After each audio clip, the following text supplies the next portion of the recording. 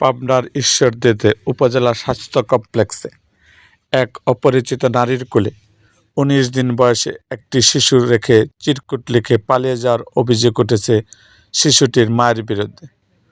আজ সোমবার ১৯শে জানুয়ারি দুপুর ১টার দিকে স্বাস্থ্য কমপ্লেক্সের বহির্বিভাগে এ ঘটনা ঘটে। যার কোলে শিশুটিকে রেখে যাওয়া হয় তিনি মোহাম্মদ মিষ্টি আক্তার। তিনি উপজেলার জয়নগর গ্রামের মোহাম্মদ সাগর হোসেনের স্ত্রী। জানা গেছে, আজ সোমবার দুপুর 12:30টার দিকে মোসাম্মদ মিষ্টি আক্তার জ্বর ও ঠান্ডাজনিত সমস্যায় আক্রান্ত স্বামী মোহাম্মদ সাগর হোসেনকে নিয়ে ঈশ্বরদী উপজেলা স্বাস্থ্য কমপ্লেক্সে যান। বহির্বিভাগে চিকিৎসকের কক্ষের সামনে দাঁড়িয়ে থাকার সময় এক অপরিচিত নারী এসে তার কোলে থাকা ১৯ দিন বয়সী শিশুটিকে নিয়ে বাথরুমে যাওয়ার কথা বলেন। এরপর দীর্ঘ সময় অপেক্ষা করলে ওই নারী আর ফিরে আসেননি।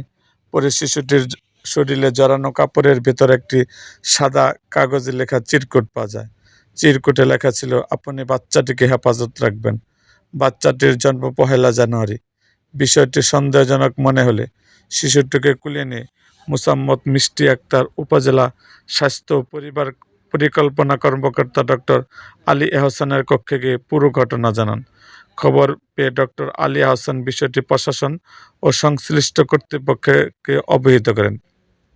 এই ঘটনা সামাজিক যোগাযোগ মাধ্যমে ছড়িয়ে পড়লে ব্যাপক সমালোচনার সৃষ্টি হয়।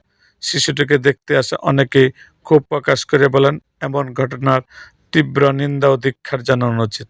এমন অমানবিক ঘটনা যেন আর না ঘটে।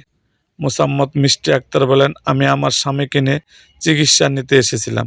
এ সময় এক নারী শিশুটিকে নিয়ে বাথরুমে যাওয়ার কথা বলে চলে যায়।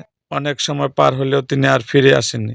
পরে শিশুটিকে কাপড়ের ভেতর চিরকুট পেয়ে বিষয়টি বুঝতে পেরে স্বাস্থ্য কর্মকর্তাকে জানান। ঈশ্বরদী উপজেলা স্বাস্থ্য পরিবার পরিকল্পনা কর্মকর্তা ডক্টর আলী আহসান বলেন, বিষয়টি প্রশাসন ও সংশ্লিষ্ট কর্তৃপক্ষকে জানানো হয়েছে। চিরকুটে একটি মুঠোফোন নম্বর পাওয়া গেছে। প্রশাসনের সহযোগিতায় ওই নম্বরে যোগাযোগ করে পরবর্তী ব্যবস্থা নেওয়া হবে। এরকম আরও ভিডিও পেতে আমাদের মুক্তাগাছার ইতিহাস মিডিয়া ইউটিউব চ্যানেলটিকে সাবস্ক্রাইব করুন এবং পাশে থাকা বেল আইকনটি বাজিয়ে দিন।